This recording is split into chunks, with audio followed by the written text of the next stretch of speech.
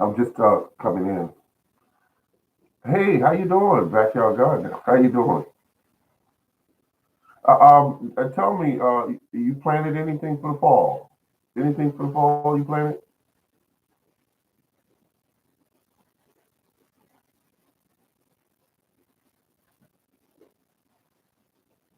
Oh, hello, hello. How you doing?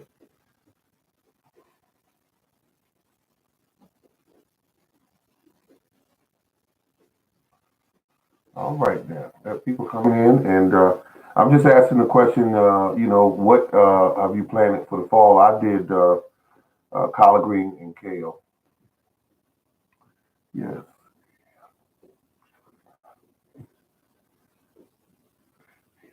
Oh, okay. Now let's listen to this. Excuse me, backyard garden. I've never grown any beets in my life. I remember it was to me it's like an acquired taste. So I never, it's like some people don't like okra, but I like okra. I had to talk myself into eating okra because I grew up. My father and from from the south, and they pretty much loved to eat okra, and so we growing up and we ate it as well. I'm just smiling because wow, beets. And I'm understanding beets are very good for you.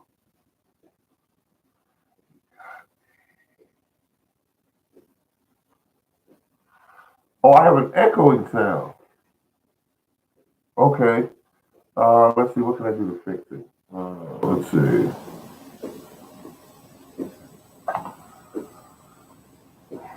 Echoing sound.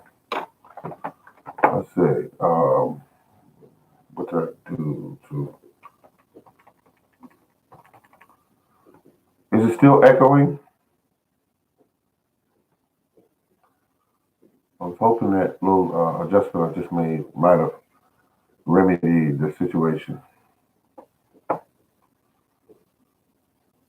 No, not as bad. Okay. Okay. Thank you.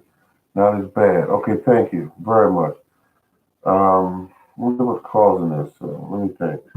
This microphone is off, I believe.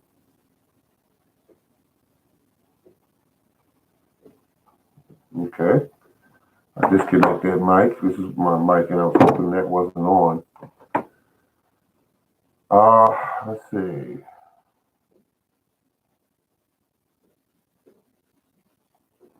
I've been messing with speakers today. Okay, maybe that might help. So right there. Uh, so the collard greens are doing good. I'm growing collard greens in containers and also direct sow in the ground, and so I'm happy about that. But what's in the containers? I just really loaded the containers up. When people say go and put 6 or 7 plants in there, I have more in there than that because what's going to happen is I will thin as I go along. But collard green and kale is one of my favorite plants.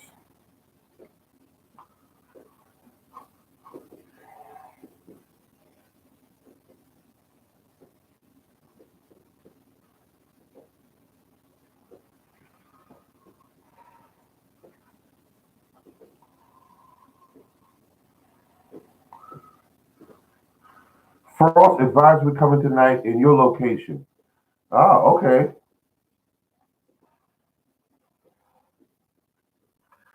I haven't checked the weather here in Michigan. Okay, and I'm here in Zone 7B, Maryland, and it's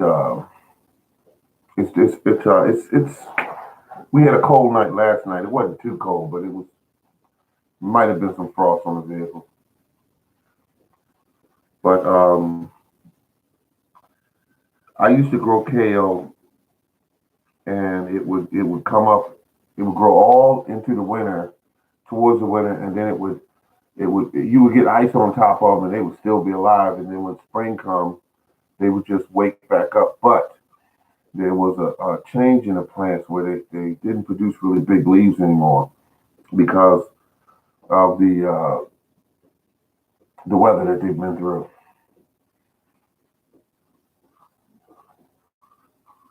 Yeah, so I'm growing two Marty's, or some people call it loose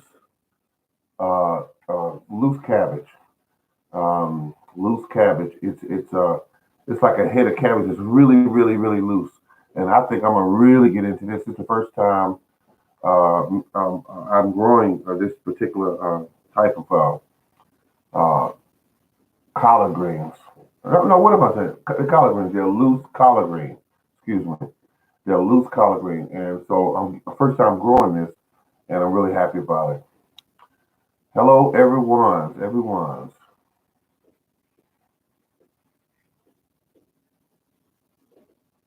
figs and more.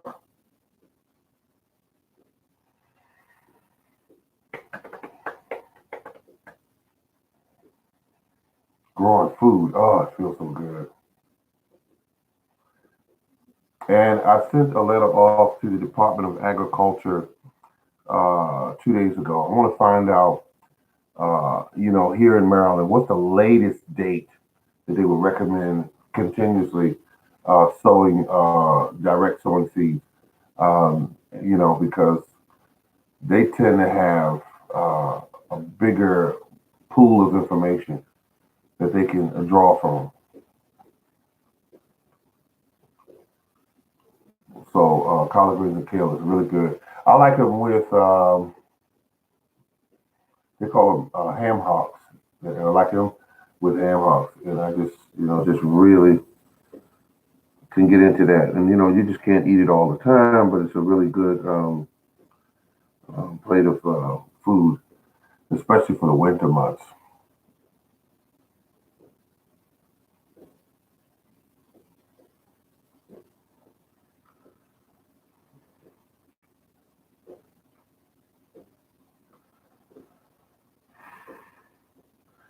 I got this cat right here begging for food. He's always begging. He's a big cat. I just started eating kale this year. Oh, okay, okay, that's interesting. So I have been missing out. Okay. uh, and when you try to buy it in the stores, I usually go to. We have a store called the Corner Carryout, and the Corner Carryout is an interesting store. But I go there. You got to go a little later. You can't go early in the morning when they first open. But I usually order the turkey wings with collard greens and mashed potatoes. And actually, I should have got the candied yams. That's what I should have got with it. So you get that for maybe $11, and you eat it, and you're like, "Oh, this is incredible."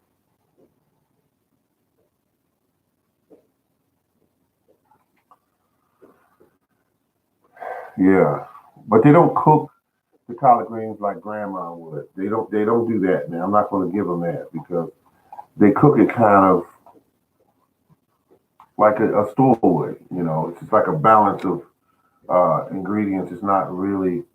Um, it's not really like Grandma would cook it.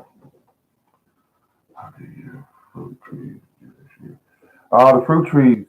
Let me tell you what's going on with the fruit trees. It's a very good question. Now, all of my fruit trees, excuse me, majority of my fruit trees that are apples, pears, no, excuse me, yeah, apple, pears, and plums. They're very young trees. They're very young. Um, I have one tree that's a pear that's mature. It's mature. It's about 5 or 6 years old, and it produces some pears this year. Now, one thing I found out: the store that sold me this pear tree years ago for $10. That store is out of business. It's called Summer Stone Nursery. Went out of business. Horrible store. Absolutely a horrible store. And I believe they're still around. But if you see anything that it's like $9 and something, or $14 or something like that for a tree, that's them. They're under a different name. So what happened was I put the tree in the ground. They told me I lost a lot of money with them. I was just buying all these trees and the trees weren't making it, and some were. I mean, like it was like they would send me 20 trees, and out of 20 trees, you might get 5 trees to kind of hold on and make it. When it came in the mail, they were dry, they were brittle. Some were dead. A lot of them were dead when they came in the mail. So I got the trees here, and I put the tree in the ground. And here's the amazing thing about this tree. This tree was about mm, maybe that big around. Maybe that big around. Might not have been quite that big around. And so the tree came here and it was dying. Uh, and I had it in the ground. I stuck it in the ground anyway. I put it in the area. It was at that time, and so it was really bad in that area, really bad. It was just clay, and I put it over there, and it was barely holding on. And I said, just leave the tree alone. You know, keep it watered, but leave it alone. Don't fertilize it. Don't do anything to it. Just see what it's going to do. And it took it the longest time, folks. It took it the longest time to even put on one or two leaves. And I mean, I had to go out there and check it and really pay attention to it. And I knew it. And I do the little scratch test and saw that it was still green, that it wasn't dead. And I said, okay, it's still alive. So whatever it's doing, it's trying to survive. And weeks went on, month or two went on. And then finally, this little tiny uh, speck of green appeared. And I said, it's trying to do what it's got to do. They sold you trees that had barely any roots on them whatsoever. They didn't have roots, folks. These trees were horrible. Um, so the tree started growing, and then it leafed out the first year, and then it kept leafing out, and it kept growing tall, and the next thing you know, it was past 2.5 feet tall, and it was 4 feet tall, and then it was started thickening up in the branches, and then it got the size of definitely was the size of this in about 6 months, and I was still worried about it because I'm going back into winter, and then the tree kept growing and growing and growing. Now the tree is 22 feet tall, maybe about 10 feet wide, and it's about that big around in the trunk, like that, about that big around in the trunk. And I thought because what the label was on it and what I ordered was a tree called a Bartlett, and that's what it said was on there, Bartlett, and it's not a Bartlett. It's not a Bartlett. It's some kind of pear. Uh, it, it, it,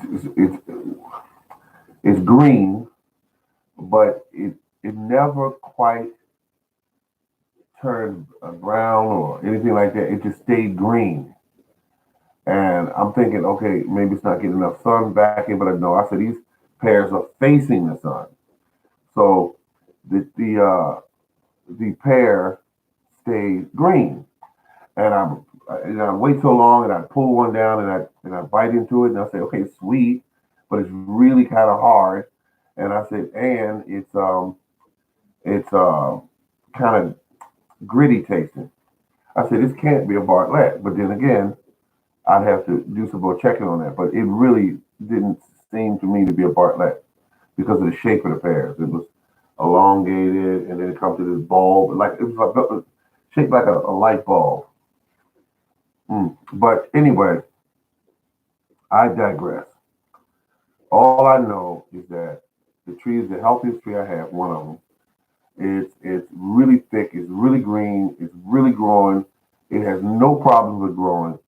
Um, and it's got all these long branches growing from it, and it's taking up a lot of space.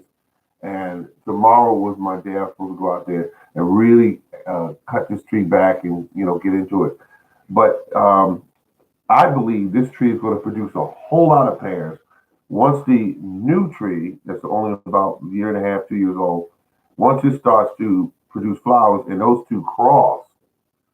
And the tree it's got a cross with is called a delicious, and the delicious came from Stark Brothers. Now I believe that this delicious is some kind of Bartlett cross. I just got that feeling, um, and so uh, this tree might produce some flowers this year. And if it does, I'm on. I'm on. I've definitely got something to go with because the tree's going to be just full of pears. The older tree is going to be full of pears. Then I have another pear tree that the same store accidentally shipped me 6 trees out of nowhere. This was while they were closing down. They actually sent me 6 trees and said that they were dwarfs and some weren't dwarfs. And I said, why did they send me these trees? I called them up to see if there was some kind of error made, and I couldn't get to the number you have reached, and it said it's no longer in service. So I said, okay, this is strange. But they sent me the the trees, and I put it in the ground. And let me tell you what it had on it, folks. I want to give you an example. The tree came here; it was in the same condition as the others, and all of them, all the trees I've ordered from them was in really poor condition. But it had one single root from it. It was about that long, and it was very thin. It was one single root. And I said, throw it away at first. Then I said, wait a minute, put it in the ground just to see. Put it in the ground. And folks, needless to say, that tree is beautiful. That tree is beautiful. The other problem with the tree is that tree also grew a bunch of long thorns. And I said, wait a minute, why is this tree producing thorns? But did a little research and discovered that some pear trees produce thorns. So that how is your kiwi vines doing? Very, very poor. Very poor. Um, I don't know. Um, I'll have to go check on them tomorrow. But the one that I just put in, um, the hardy kiwi, kind of lost interest in it. I really did, folks, because here's what's going on. Kiwis, when you're trying to grow these plants, you buy them in the store, they don't have a mark whether they're male or female. They don't have a mark. It just says hardy kiwi. So I said, okay, what is the mate for this hardy kiwi? I found out that the hardy kiwi, I believe, is a female. And then another one I had in there, which was called what was the other kiwi called? They called it Isaiah kiwi. It appears that Isaiah and that particular plant may or may not cross. I'm not sure on that. I'm not going to. I'm just putting that out there to say that I'm not sure. Long story short, these plants take about 2 years to produce fruit, and when they do produce fruit, they start producing larger quantities of fruit. Okay, um, and the thing about it is they take up a lot of space. Um, Beautiful vines, and they grow really rapid. But this year, the Isaiah started dying back, and I said, "Wait a minute! I haven't been watering this plant. I have not been watering this plant. I can't think one time I've watered this plant this year because I kind of lost interest in it because the fruit that's on it was real hard and it would never get to where you could, you know, eat any of it. So I said, okay, I don't know if I want to keep messing with this. Um, so I started putting most of my energy with my vine plants and my grapes, and that's what I did. So that's just the honest truth. Um, if I have a plant that I get that doesn't have what I'm looking for, I don't want any plants that I got a baby. I don't want those kind of plants. Um, I don't want them kind of plants. I would much rather have a plant that water it every once in a while, and it pretty much can take care of itself. Uh, all my trees are like that. I go out and I never water my trees. Um, I never water my trees. Um, Once they get a certain age, I mean, when they get a certain age, I'm not out there, wasting time and water and dealing with mosquitoes and trying to water these trees. Um, Now, I do feed my trees because I found out this, and I'll tell you like this: each and every one of you out there, if you ever want to try it, you can take my word for it or not take my word for it. But I want you to know that they got fertilizers that are for flowers that help flowers to bloom. If you give your trees that produce fruit those fertilizers, they will produce a lot of flowers. And I know because I gave all my trees this this fertilizer, and I produced so many cherries on that tree. Never seen it do that way before. Never seen the peach trees do what they did. There were peaches everywhere all over these trees. Everywhere. All my peach trees. It was ridiculous how many peaches I had. I was just looking at them going, oh my God. I would go through and thin and thin and thin, and it didn't make a difference because you would look back in that tree and you would see all these peaches. Let me think about this for a second because I remember that. I was thin and thin and thin and thin and thin, and I was like, man, and you would miss it. It would all still be all these peaches. The Alberta peach, the Georgia peach, the Hale Haven peach, full of full of peaches. The trees filled with peaches everywhere. It was ridiculous, and I just kept thinning and thinning and thinning and thinning and thinning, and it was just ridiculous. I said, this don't make any sense. So that's what you would ask me about my trees.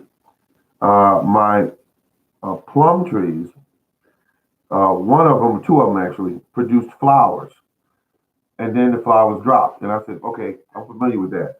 Sometimes when they real young, and they before they give you fruit, they will produce flowers the first year that they're getting ready to give you some fruit the following year.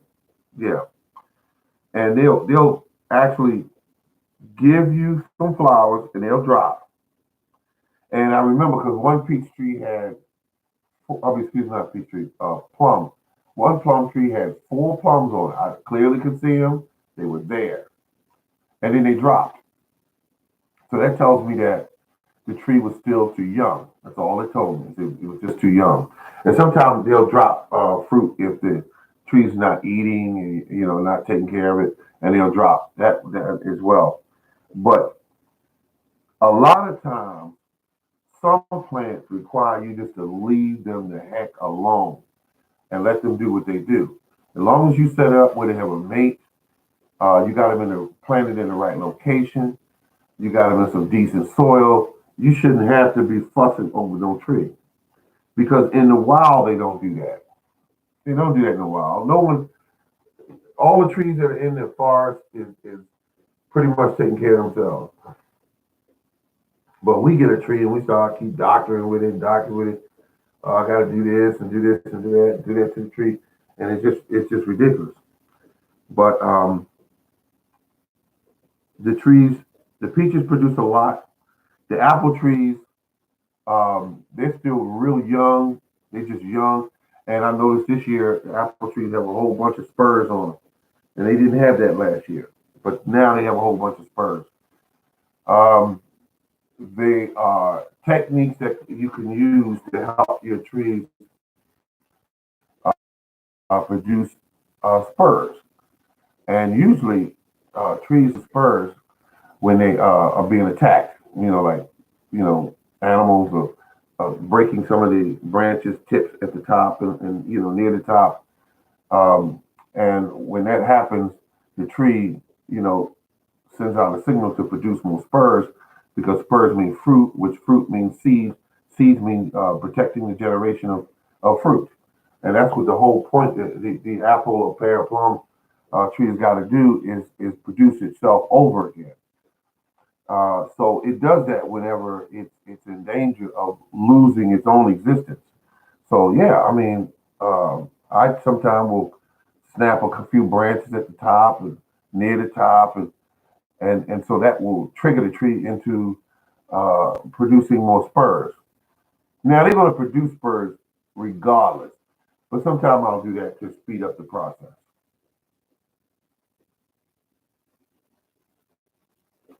Well, we got a couple more minutes here, and then I'm gonna get into something else relating to gardening, but because I got to get out there tomorrow, like I said, and I might reseed. I think I will reseed because I want to make sure I have plenty of kale. I know I planted plenty of collard greens, but I want plenty of kale. Kale is one of my favorites.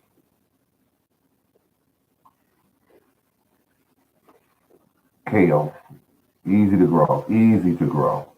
And I'm buying seeds right now on eBay because I got a person that I deal with on eBay that they have sold me seeds, and the seeds have been pretty good. So that's what I look for. If I can't find good seeds, um, then I won't keep buying from that person. Yep,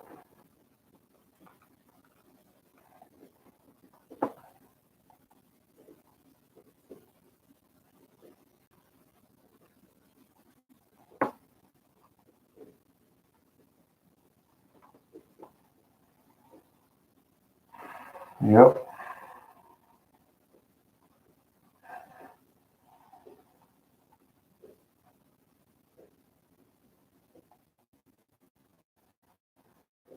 I'm just looking around because I usually get a lot of sales from this time of year from what is that place called? Stock Bros. They always sending me stuff. And I don't buy from them. I mean, because my property is full of trees right now. I don't need to buy any trees. I have no room for these trees.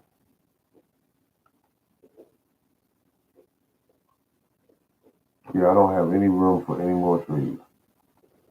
I mean, I could force it, but I don't want to do it. I don't want to do it. These trees are taking up space. They're doing good.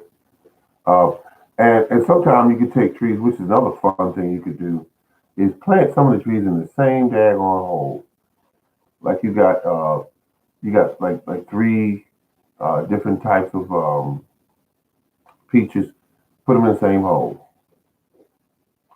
but face the one that's the slowest growing tree in the direction of the sun. You know what I mean? Face it towards the sun because if you put the vigorous tree in that location, it's gonna take over that. It's gonna take over that tree quick, and it's gonna dominate everything.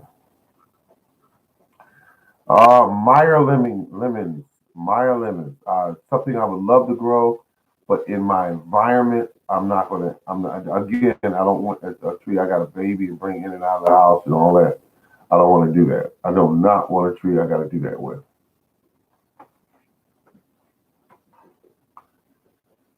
Yeah, that's what I was saying to you earlier. My cherry trees went crazy.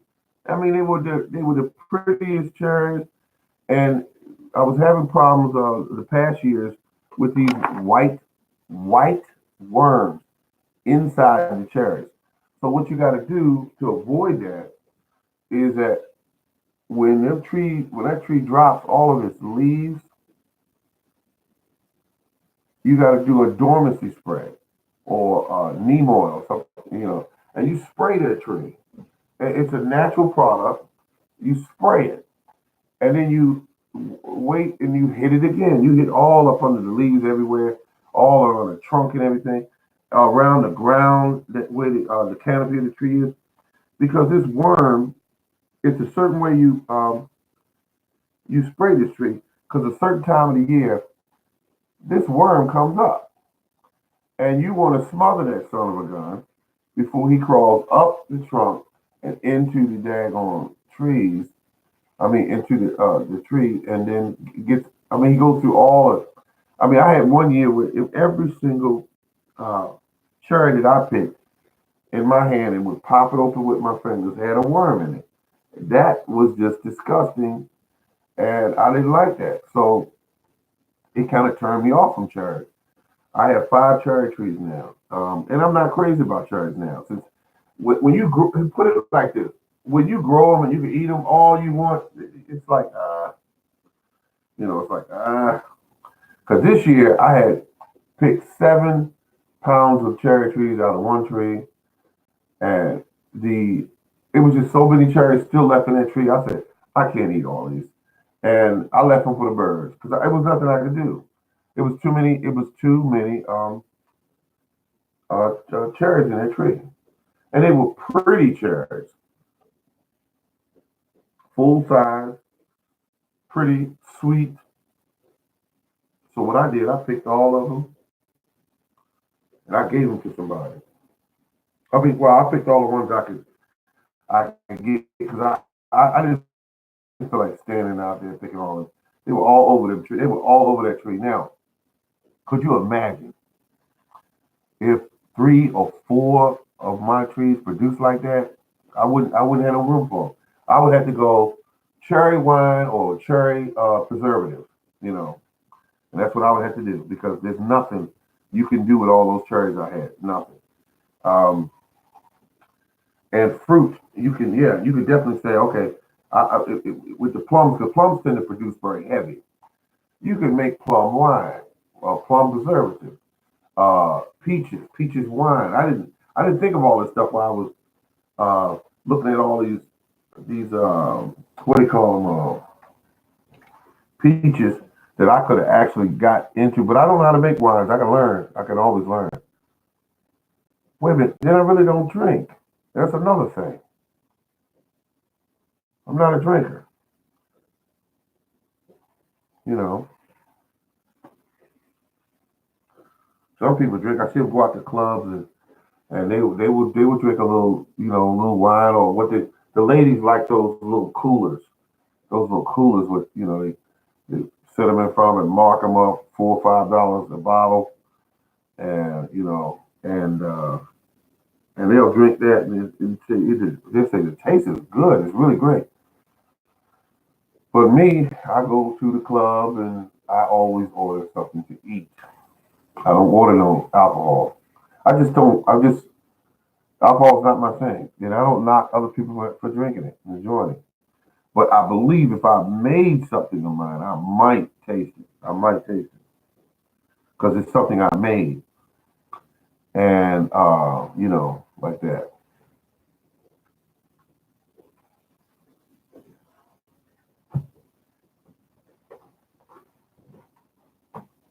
I still got this boy here. He just he keeps hanging around me because he wants something to eat. He's a big son of a gun, a big male. Found him in the alley when he was just a kitten. Brought him in. I didn't really want a cat. I didn't when I first, but I said I cannot let him stay out here in the winter and die. I can't do it. Did you get a chance to trim down your trees? You said they were getting tall. Um, I did some of the trimming. Are you talking about my fruit trees or the trees around my property? Because that's another story there. And everything that I trim and cut, it got to be fertilizer. Everything. I mean, I don't play around. I fertilize everything. And people were telling me years ago that you see these videos, yes, fruit trees from last year. Oh yeah, yeah, yeah. I don't know why. I did the live stream with my cell phone, and it came out really bad. I mean, I really don't like doing it that way.